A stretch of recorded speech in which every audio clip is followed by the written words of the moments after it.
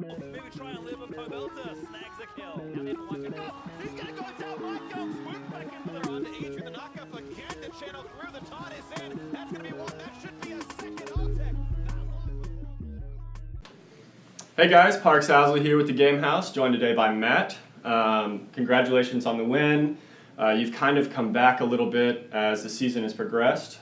Started off pretty rough, but the last 3 weeks you've been 1-1. So what does this say for the team? What's this do for your morale?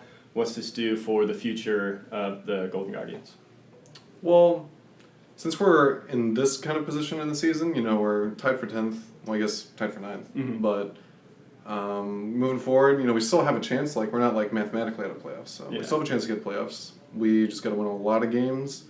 Even if we don't hit playoffs, I wouldn't say our season was ruined or useless, because for the most part, Spring Split is for building synergy, structure, those kinds of things. Yeah. And with our org, since we're such a new org, a lot of people on the outside don't really understand what goes into structure and what goes into organization. So if you're building from scratch, you're always going to be on a back foot to everybody else. So even though we have a lot of experience in our roster, it's still a pretty big room to grow as a team and as individuals as well. So no matter where we end this split, if we just work on what we want to work on, not only as individuals, as a team, but as an org, I think we have a lot of goals to accomplish.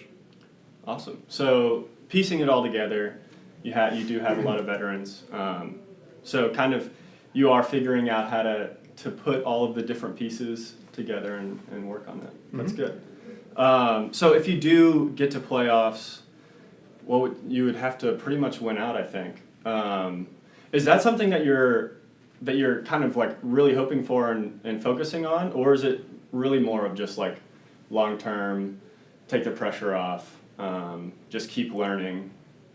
Is that kind of the goal, or is it just focus on the now and figure out what you need to do to continue putting everything together? Well, the thing about goals is goals are the best when they're motivating you to do something. So obviously our goal is to hit playoffs. Obviously our goal is to do the best every weekend. But realistically, we're not gonna put a goal in front of us and just say that, hey, if we don't hit this goal, we're gonna fail. If we hit this goal, we're gonna win.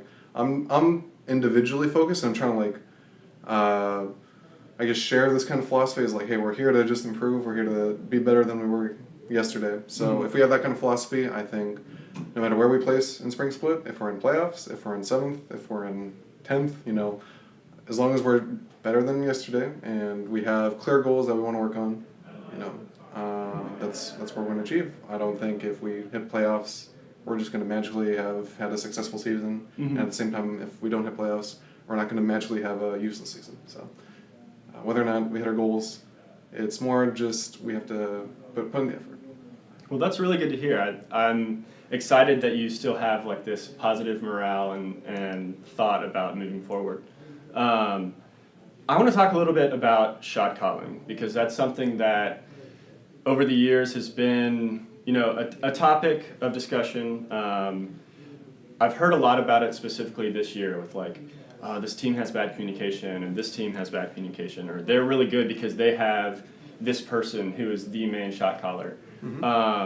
Obviously you guys have Hai, who his career has been a lot about, he makes these crazy play calls and he can kind of outwit his opponents.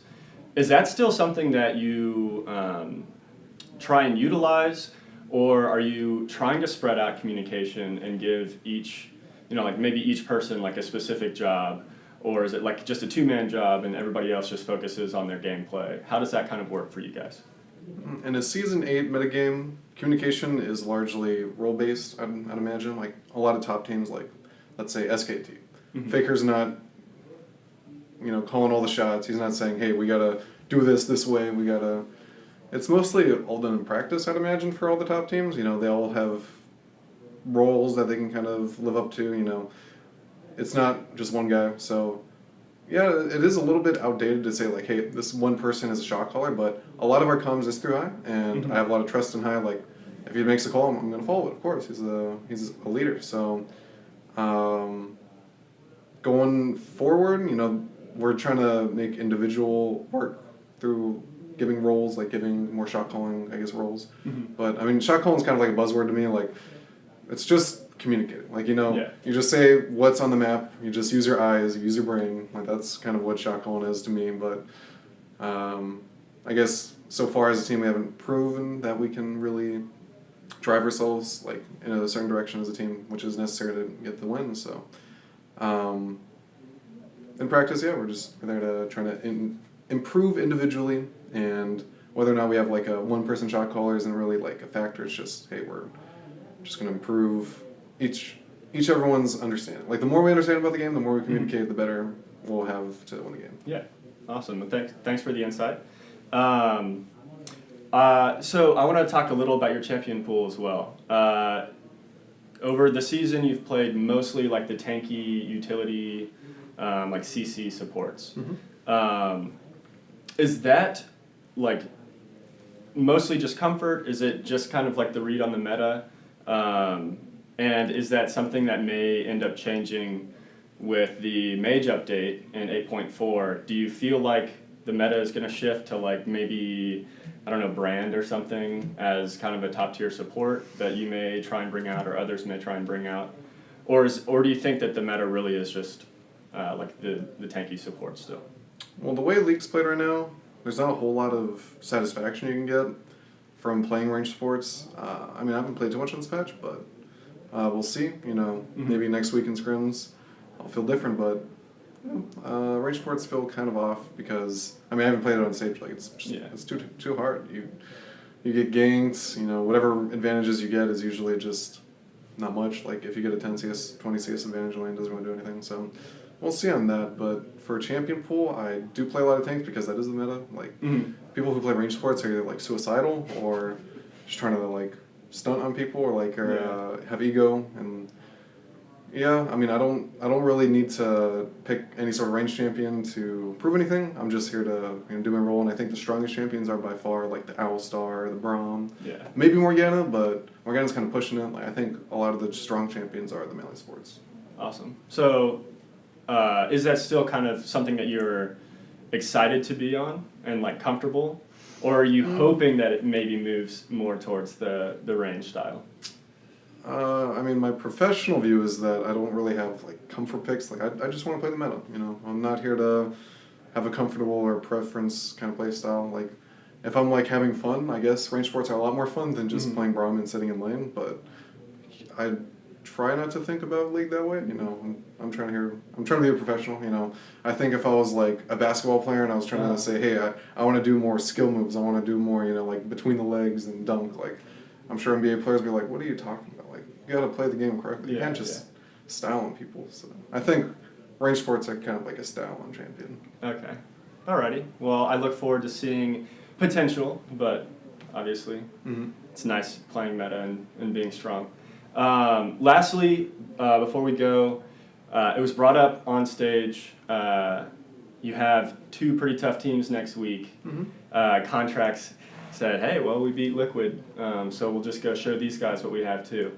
What are your thoughts? Do you have any specific thoughts about these two teams in Cloud9 and Echo Fox?